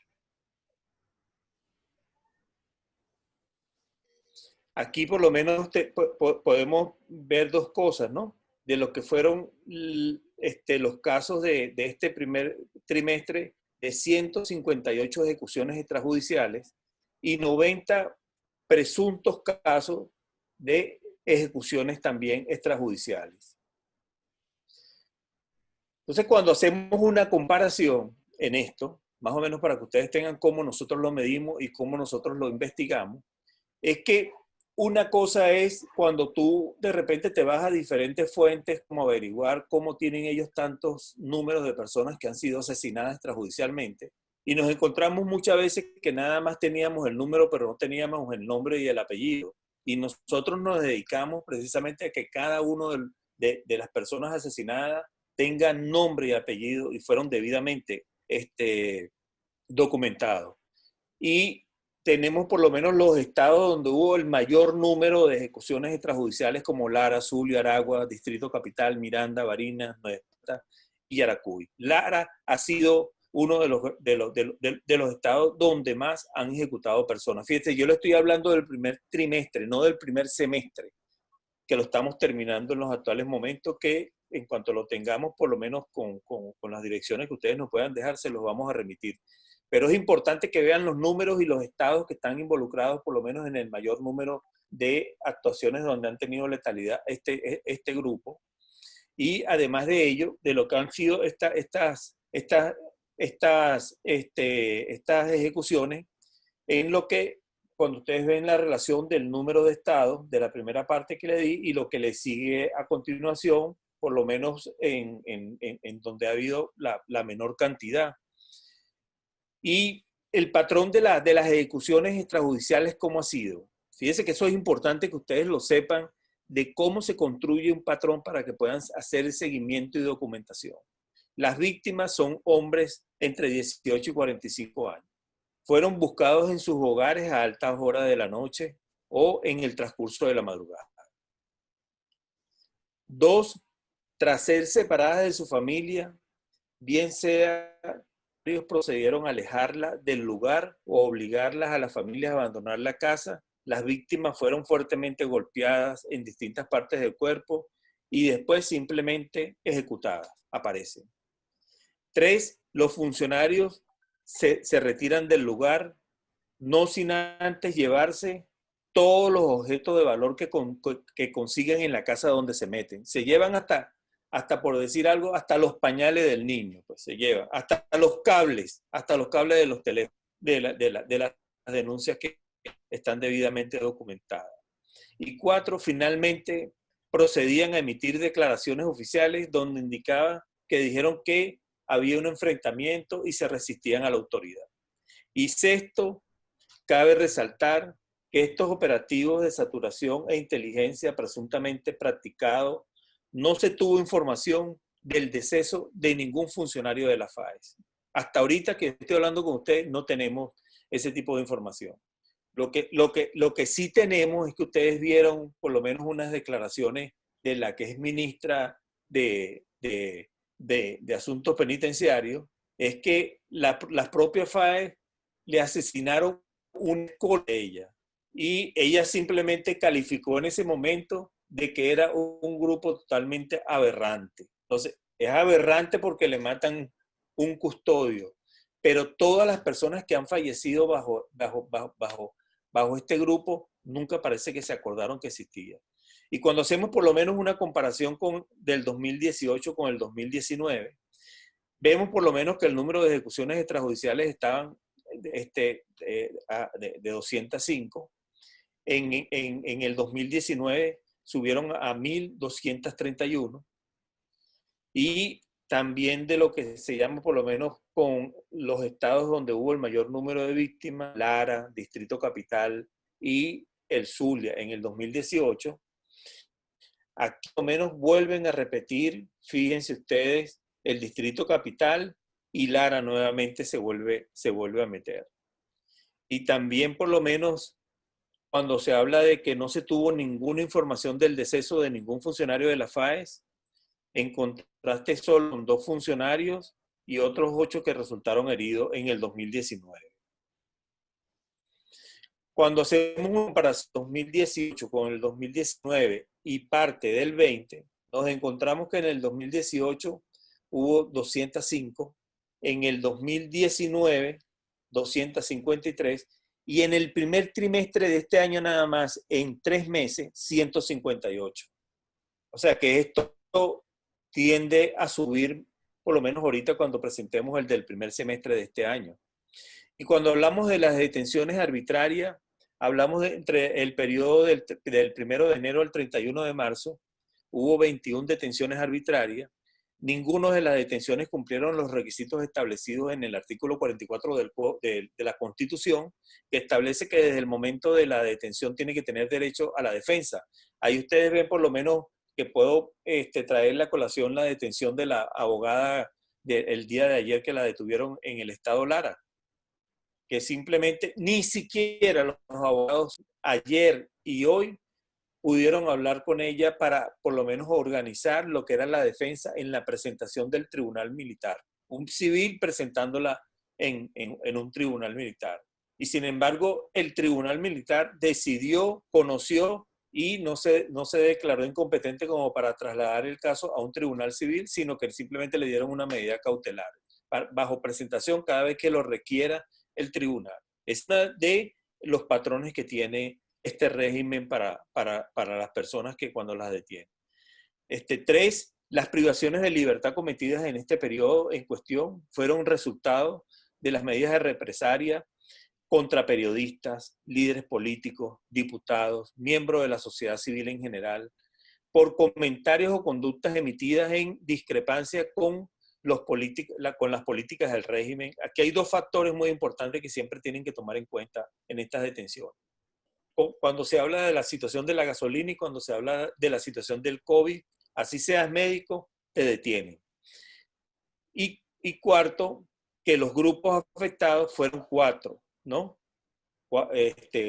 Fueron 4 diputados, 3 trabajadores de la prensa, 2 miembros del equipo del presidente encargado, 10 personas de la sociedad civil y 2 defensores de derechos humanos. Otro tiene que ver con los estados afectados por las prácticas de las detenciones. Ahí tenemos a Lara nuevamente, mire cómo aparece el Distrito Capital nuevamente, Lara, Táchira y Miranda. Después, cuando hablamos de las incidencias mensuales de las detenciones arbitrarias, aquí por lo menos fíjense cómo exponencialmente en el mes de marzo subieron a un 67%, en referencia con enero y febrero. Y después cuando nos vamos al tipo de hostigamiento, fíjense, estos 4 patrones que yo les estoy revelando en cuanto a las detenciones arbitrarias, en cuanto a los allanamientos, en cuanto al hostigamiento, son patrones que es importante que cuando se documenta un caso en particular, se tenga por lo menos esos puntos para el desarrollo de la investigación que se va a hacer. Y dice igualmente que entre el 1 de enero y el 30 de marzo, las FAES han sido responsables de la ejecución aproximada de 6 actos de hostigamiento. Pero son hostigamientos que cuando ustedes lo revisan, por lo menos las víctimas más afectadas son diputados, son miembros del equipo del presidente de la prensa y son defensores de derechos humanos.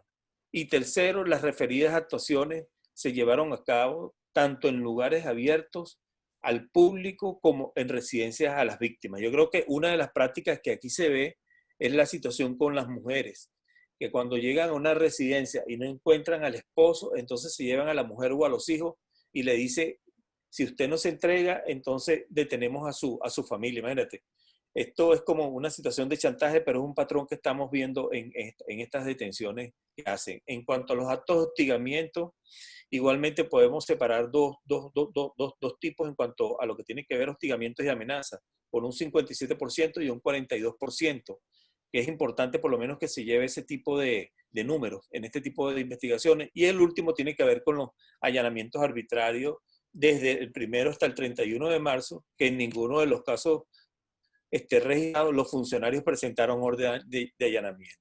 Simplemente tumban la puerta, se meten o amenazan y ante ese tipo de situaciones entran. Y cuando entran, no solamente se llevan a todos los que están, sino se llevan todo lo que encuentran. Las referidas actuaciones se llevaron a cabo en lugares abiertos públicos, igualmente como lo dije anteriormente. Para la práctica de los allanamientos se contó con la presencia de un número significativo de la FAES que oscilaba entre 10 y 30. Pero fíjense, en ninguno de estos allanamientos arbitrarios estaban acompañados de un fiscal del Ministerio Público para mostrar la orden de visita domiciliaria. Cada uno de ellos portaban armas largas y rostros cubiertos. Y así, entonces, cuando vemos los principales motivos aquí en esta cuestión del curso de las ejecuciones extrajudiciales, nos encontramos con un 44% en el contexto de la detención arbitraria, un 19% en el restante como estrategia para intimidar y amedrentar, y un 62,5% de los allanamientos arbitrarios fueron cometidos en lugares de las víctimas, en los hogares de las víctimas. Y otro tiene que ver con los estados afectados por la práctica de los allanamientos. Y ahí encontramos nuevamente Distrito Capital, Lara, Miranda, Yaracuy, Táchira y Anzoátegui. Por lo menos viene siendo, y muchas gracias por escuchar, lo que tiene que ver con la presentación del informe que rendimos de la FAES, y que incluso se lo podemos enviar por email a ustedes para que lo compartan, lo que es no la presentación, lo que ustedes acaban de ver es la presentación, sino el informe debidamente documentado. Sí, buenísimo. Exacto, documentado como para que ustedes por lo menos lo circulen entre ustedes e incluso yo creo que sería importante que ustedes hablaran en alguna oportunidad sobre este problema que embarga a tantos venezolanos como es. Fíjense que en los estados donde ustedes están oyendo, les puse más o menos unos 16 estados donde este grupo está actuando de la FAES. Yeah. Y son grupos que actúan, o sea, sin ningún tipo de escrúpulos, sino que actúan de esa manera. Yo creo que ustedes se acuerdan hace poco de la actuación cuando se metieron en el barrio de Petare. Sí. Dejaron, creo que 12 personas muertas y hasta ahí están. No se investiga. Solamente investigaron cuando mataron a la escolta de Iris Varela. Ahí sí investigaron, ahí sí pusieron a la orden a los funcionarios que participaron en ese allanamiento y en ese asesinato. Pero en las demás no hay ningún tipo de investigación. Así que bueno, espero que por lo menos ustedes, yo estoy claro de que cuando uno habla del tema de derechos humanos no es ninguna, no se disfruta mucho, sino más bien lo que hacen es ubicarse ustedes dónde están parados como jóvenes, qué tipo de país tienen en los actuales momentos, la distorsión que hay en los actuales momentos con todo lo que estamos viviendo en nuestro país.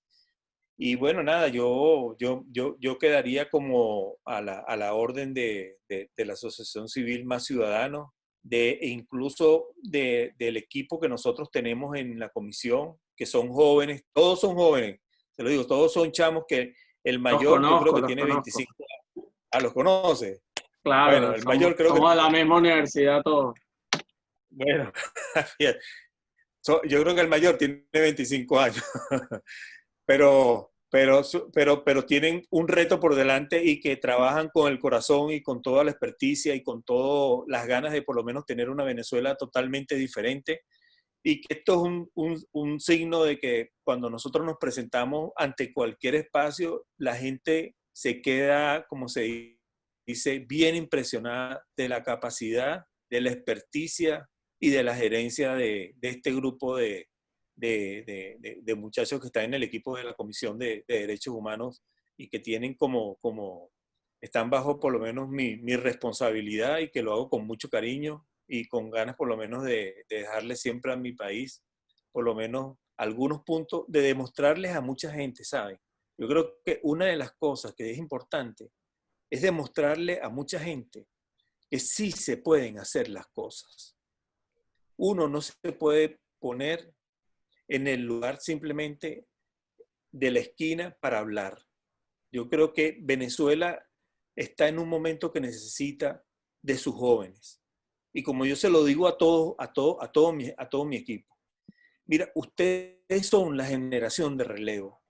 Y esa generación de relevo tiene que nacer y tiene que ser con bríos de que son ustedes los que van a tener la responsabilidad de cambiar nuestro país y que uno simplemente tiene, como se dice, las herramientas que va caminando en un momento determinado, pero que uno no quiere pasar, como dice un amigo mío, yo no quiero que mis hijos me pregunten, bueno, papá, ¿y por qué si tú tuviste una oportunidad, tú no trataste de hacer algo? Bueno, nosotros estamos tratando de hacer algo desde la Comisión de Derechos Humanos y que nos ponemos a la orden de ustedes y espero que les haya gustado la participación. Así que muchas gracias. Doctor. Y bueno, Muchas gracias. me disculpas No, la participación como la hice, ¿no? Porque yo decía cuando hablé contigo ayer, que tú me decías, no, tuvimos primero el señor fulano de tal, después el señor fulano de tal, después el señor fulano de tal. Yo te pregunté, bueno, ¿y quién es el auditorio? Bueno, no, el auditorio sí. son jóvenes estudiantes. Y broma, yo dije, son jóvenes estudiantes. Entonces yo le voy a decir a todos los jóvenes que están conmigo que le hablen a los jóvenes, que le Está muy digan a bien. los jóvenes el trabajo que están haciendo. Y bueno, me disculpan por haber No. invitado sin haber dicho antes. Oh, buenísima Así la que muchas gracias. Muchas gracias por esa sorpresa. Más bien, además me alegra en lo personal ver, no sabía que Gabriel, Daniel y Jonathan estaban trabajando en esto. Me imagino que también por un tema de seguridad, pero de verdad los felicito. Pero antes de cerrar, yo quería preguntarles algo.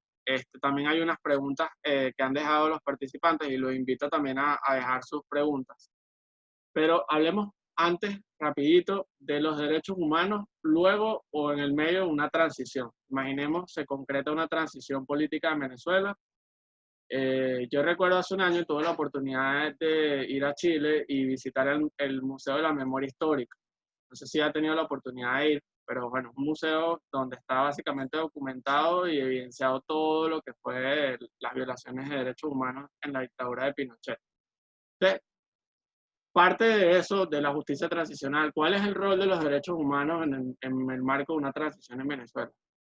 ¿Cómo hacer para que no se olvide todo eso que ustedes pareciera que han documentado y a veces la gente cree que es en vano y vemos como el caso de Bachelet y de la ONU que evidentemente el trabajo tiene sus resultados más allá de que no haya instituciones hoy en Venezuela? Sí, mire, yo creo que para responder esa pregunta puntualmente en una transición, yo creo que uno tiene que avanzar sin odio.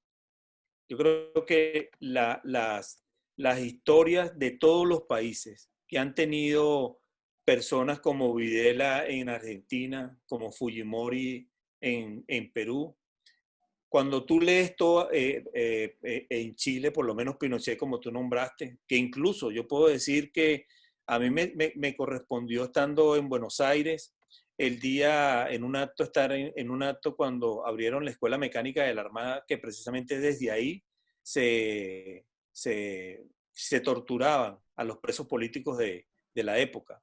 Me acuerdo que hay un libro de un periodista que se llama El Vuelo, que un oficial le dice al cura, le dice, mire padre, pero es que yo no me formé para esto, porque él veía simplemente de las torturas y de lo que le mandaban hacer.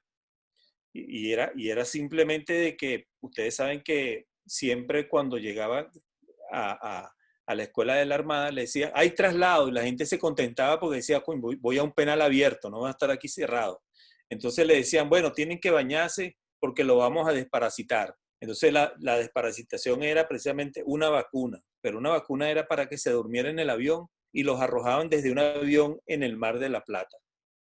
Wow. Entonces, cuando el oficial le dice esto al cura, el cura le dice, bueno, esta es una forma cristiana también de morir. Entonces, cuando tú esta pregunta tan importante la haces,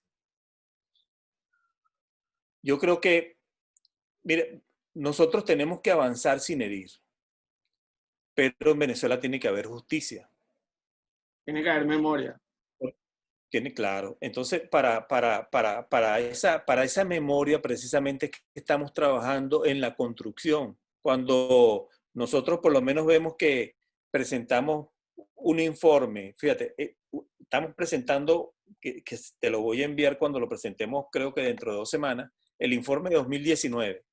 Y era precisamente por poner en blanco y negro lo que pasó aquí en el 2019. En vista de que ya por lo menos en la Corte Penal Internacional hay un informe muy importante que impulsó el secretario general de la Organización de Estados Americanos con expertos para que 6 países lo llevaran a la Corte Penal Internacional, debidamente documentado. Entonces, yo por lo menos diría desde ese punto de vista, es que yo no puedo estar trabajando derechos humanos simplemente como venganza. Porque los derechos humanos no es venganza, pero sí es justicia. Y si tú eres un defensor de derechos humanos, tú como defensor de derechos humanos no le puedes estar faltando el respeto ni siquiera a los violadores de derechos humanos, sino que tienes que ver las cosas desde el punto de vista de los derechos humanos como tal. Yo cuando veía por lo menos los juicios de Nuremberg, veía el procedimiento que hacían y en ningún momento a ninguna de estas personas los llevaban con toda la atrocidad que ellos cometieron. Los llevaban por lo menos con una bola. Estaban por lo menos, yo creo que hay una película muy importante ahorita que se está por lo menos en Netflix, se las recomiendo, que tiene que ver con un grupo de Israel que secuestra por lo menos a uno de estas personas que andaban buscando del tiempo de los nazis para llevarlo a Israel para un juicio. Y yo creo que esas son cuestiones como que nos van enseñando, pero yo creo que para ello tiene que haber, yo creo que primero una reconciliación nacional en nuestro país.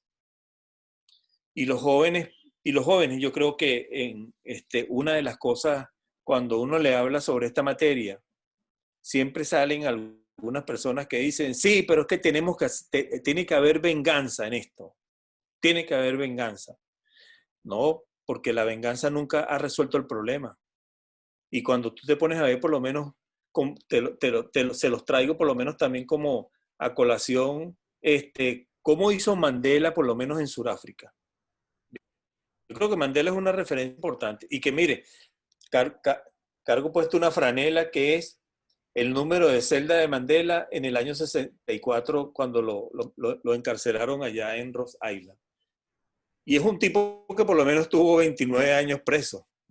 Y cuando salió, no salió persiguiendo, sino que salió uniendo a Sudáfrica, con todos los problemas que puedan seguir existiendo. Pero él nunca dijo, como decía su partido, bueno, ahora que estamos en el poder, ahora vamos por ello.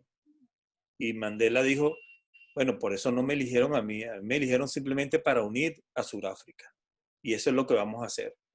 Entonces, cuando tú haces esa pregunta tan importante de lo que tiene que ver con la parte de la transición, creo que uno tiene que haber parte de la asamblea, por lo menos esa comisión tan importante de la verdad, y por lo menos que sean personas debidamente independientes, que no pertenezcan a partidos políticos, que sean de la sociedad civil, pero con un alto grado de moralidad, para que precisamente tengan como norte lo que tiene que ver con la reconciliación y con la justicia. Yo no sé, Gabriel, si tú quieres decir algo.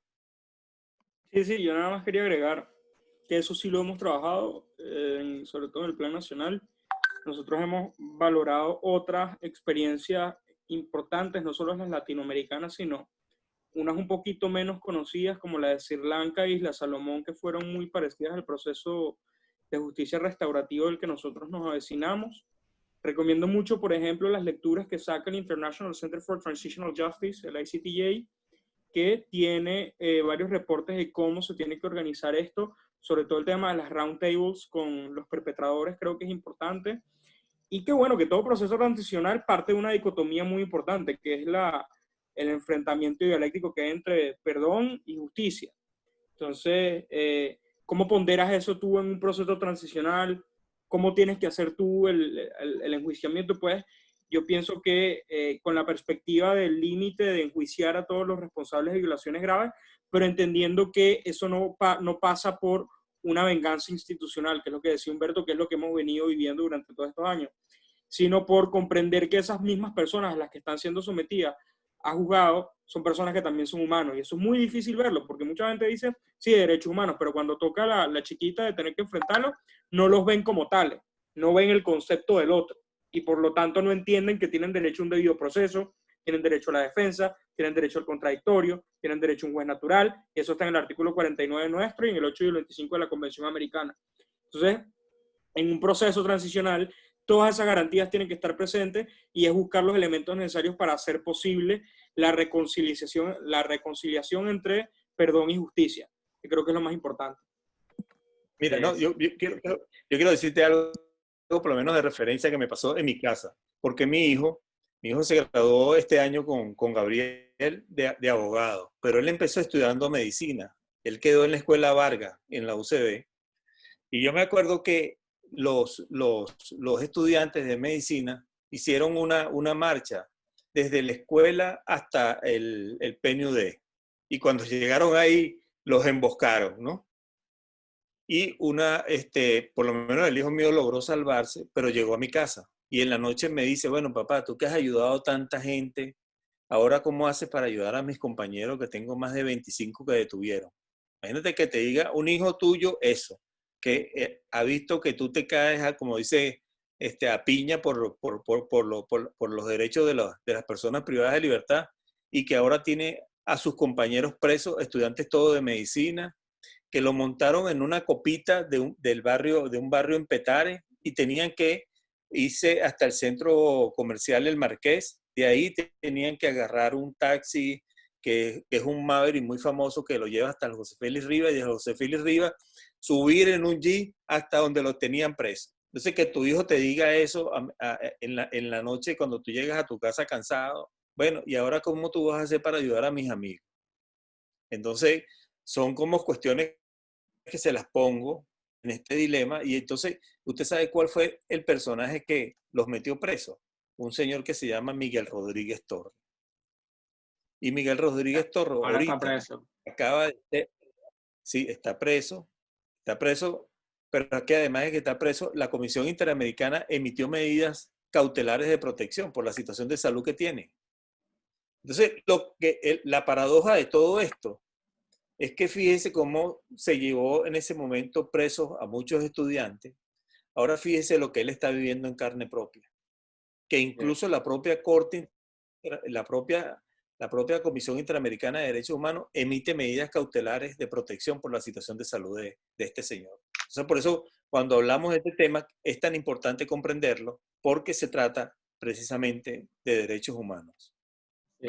Bueno, ya Cari le va a pasar a las preguntas. Yo como último comentario, de verdad, no saben cómo sueño el día que esto cambie, tengamos, no sé, me imagino en donde actualmente es la tumba o el helicoide, tengamos un museo donde honremos la memoria de todos los presos políticos y de todas las personas que han caído en manos de la dictadura. Entonces, bueno, Cari, adelante con las preguntas.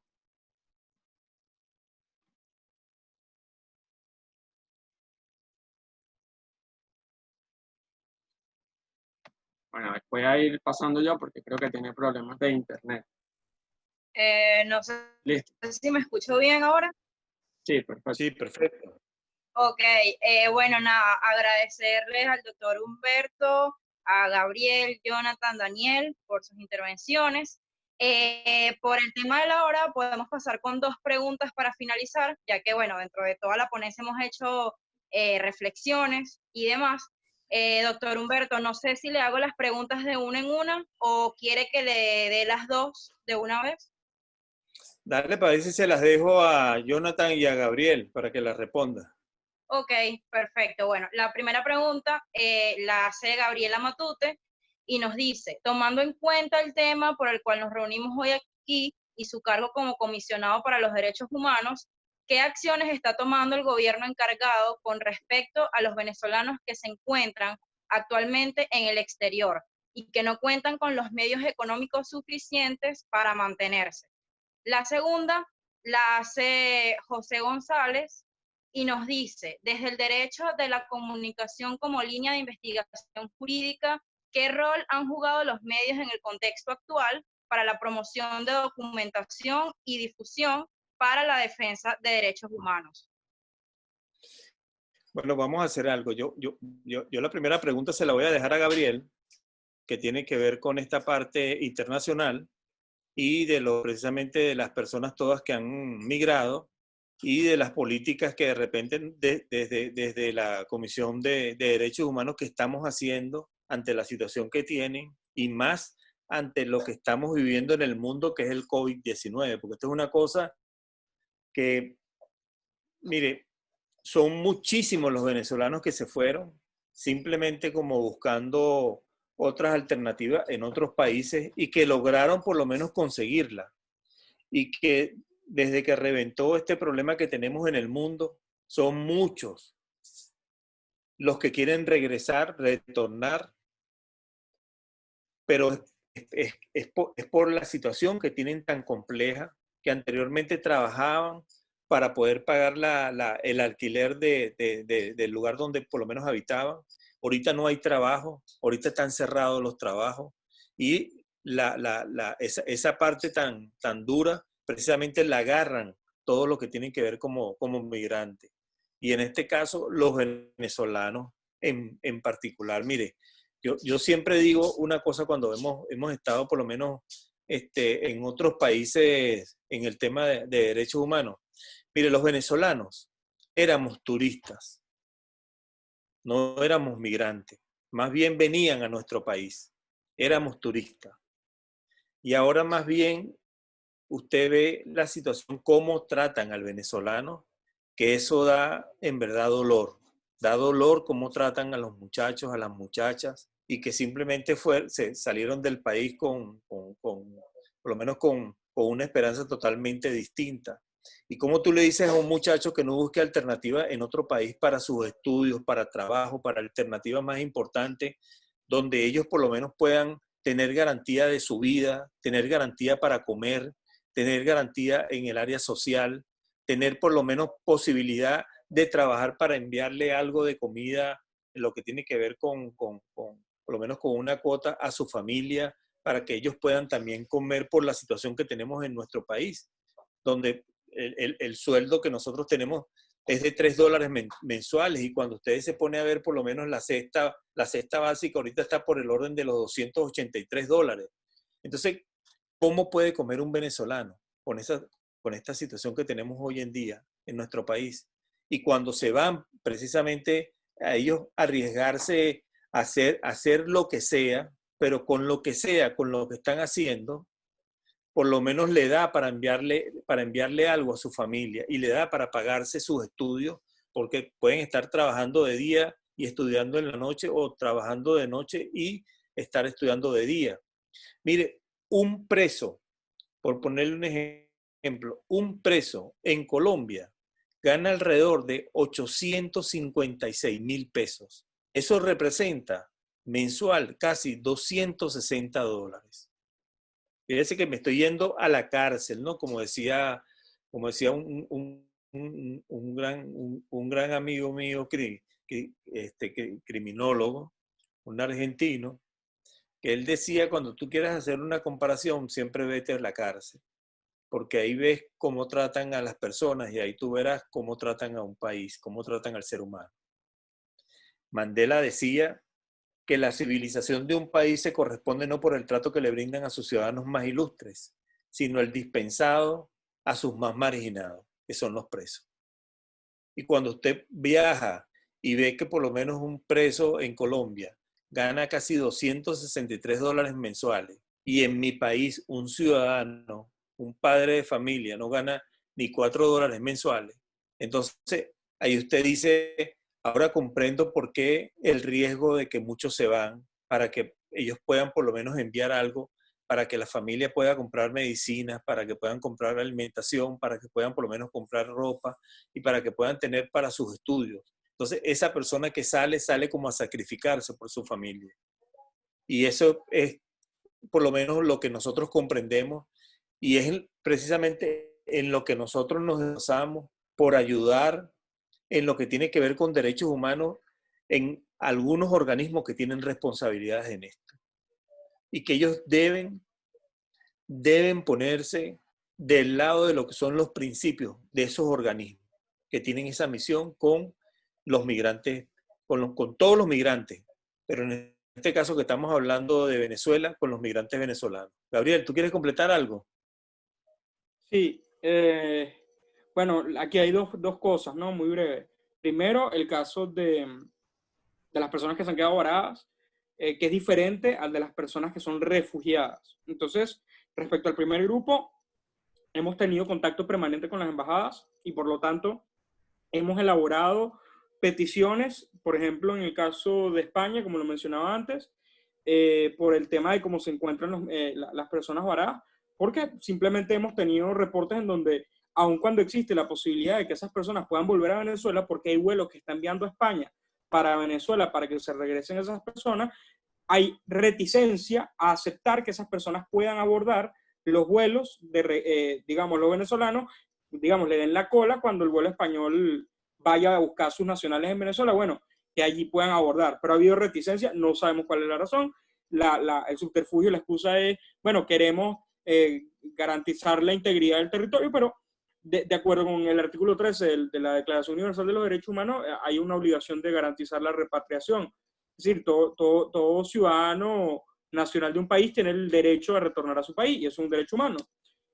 Curiosamente eso sale en la declaración y no en otros lugares. Respecto a refugiados, y eso es algo en lo que quiero ser muy incisivo, creo que la persona que mejor trabaja este tema es la profesora Ligia Bolívar, y ella es muy enfática en decir que el tema de que hay que tener cuidado con el lenguaje, no califiquen a las personas que están afuera, y por ejemplo ACNUR América sacó un informe reciente, que yo creo que es un error, en donde nos califican de desplazados externos, una nueva categoría. Luego hay otro que nos califica de migrantes, a todos los 5 millones. Para mí hay que verlo desde el punto de vista por lo menos latinoamericanos, a la luz de la Convención de la Declaración de Cartagena, la recomiendo muchísimo la lectura, de que ya el concepto de refugiado que está contenido en la Convención de 1951 sobre el Estatuto de los Refugiados, que dio pie a la Alta Comisionada de Naciones Unidas para los Refugiados, es un concepto muy bueno, pero incompleto y ciertamente desfasado de la realidad. No solamente ser refugiado por persecución política al estilo nazi o al estilo venezolano propio, sino que esos más de 5 millones son también consecuencia de lo que puede ser conflicto interno o crisis humanitaria compleja. Y eso es razón suficiente para que tengan la calificación de refugio. Cada vez que un Estado da la calificación de humanitario a medidas que son en el fondo visas, eso no es ninguna protección.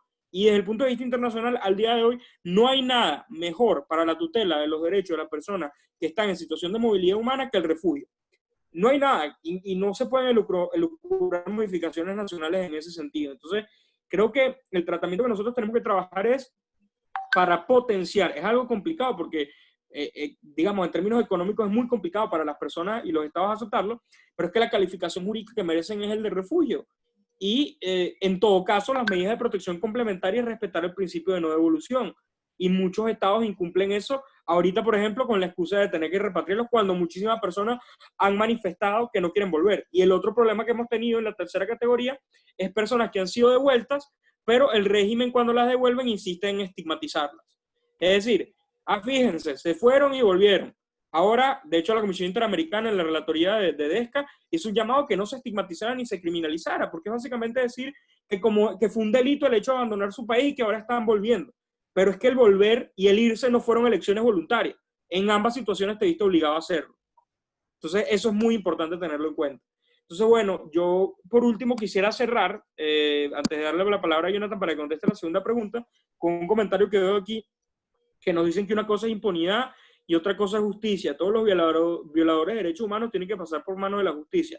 Estamos de acuerdo, pero hay que tener muy claros los conceptos de justicia transicional. Quienes tienen que pagar, digamos, cuentas ante la justicia es fundamentalmente las violaciones graves. Y la violación grave no es un calificativo gratuito. Violación grave son 3 tipos de calificaciones fundamentalmente: ejecuciones extrajudiciales, desapariciones forzadas y sometimiento a tortura. Toda persona que haya incurrido en eso no se sienta en los round tables. Ahora, excluyendo esa categoría, ciertamente hay que involucrar a los perpetradores en las mesas de negociación, porque esa es la filosofía restaurativa, y creo que no solo el proceso de Mandela en Sudáfrica, sino invito a verlo, los procesos que hay en Sri Lanka y en Isla Salomón son fundamentales para entender cómo es este proceso. Entonces, creo que hay que superar muchísimo eso y determinar qué es impunidad y qué es justicia. Tiene grises y hay que verlo. Entonces, bueno, eso. Dale, Johnny. Bueno, sobre la segunda pregunta, que era relativa al rol de los medios de comunicación, yo lo pensé como en varios aspectos. El primero es que hay que entender medios de comunicación desde un punto de vista amplio, porque lamentablemente medios de comunicaciones tradicionales, entiéndase televisión y radio, imparciales e independientes, no hay. O sea, no existen en Venezuela. Entonces, por ejemplo, la principal fuente, digamos, en las que periodistas, defensores o sociedad civil en general reportan, documentan y denuncian, es a través de redes sociales. Twitter es de las principales redes sociales en las que se documenta, denuncia y reporta, y portales digitales, o sea, páginas web, que además han sido bloqueadas. O sea, hay organizaciones que se encargan de diariamente colocar cuáles portales web han sido bloqueados. Por ejemplo, cabe destacar, hace unas semanas, el presidente Guaidó tuvo como un encuentro entre parlamentarios latinoamericanos, y el régimen tumbó YouTube por todo el día únicamente porque había allí un live del presidente. Entonces, eso, y YouTube es una de las principales fuentes de información a la que nosotros accedemos. Creo que algo meritorio de mencionar es que en el último llamado urgente que hicimos de la abogada Eva Leal, que fue esta abogada de Lara, que fue agredida y apresada, prácticamente las únicas fuentes que tuvimos en el llamado urgente, que fueron bastantes, fueron todas de Twitter. Y evidentemente, bueno, de defensores, periodistas, es decir, cuentas verificadas, políticos, pero eso llama mucho la atención, y es algo que yo creo que siempre hay que tener en consideración, es que, bueno, nos basamos básicamente en redes sociales, evidentemente temas que sean fiables, y portales web, aun cuando hay muchos que están bloqueados. O sea, por ejemplo, un portal web importante como es Alberto News está bloqueado desde hace tiempo, Infobae está bloqueado desde hace tiempo, y hay muchos portales a los que intentamos a veces acceder para encontrar información y están bloqueados. Entonces, hay que remitirnos, por ejemplo, Gabriel, que no está en el país, puede acceder, o a través de redes sociales. Entonces, eso es digamos, un síndrome bastante curioso, que nosotros en verdad nos referimos muchísimo a las redes sociales, pero siempre procuramos que sean cuentas verificadas, evidentemente, información verificada, pero bueno, que es algo que es meritorio. Sin duda, el rol de los medios de comunicación es trascendental. Por algo, son de los principales agentes atacados por parte del régimen y de las fuerzas represivas del Estado. Los periodistas son de los cuerpos atacados, los parlamentarios, etcétera. Por algo es, y es porque su labor continua es documentar, reportar y denunciar violaciones a derechos humanos.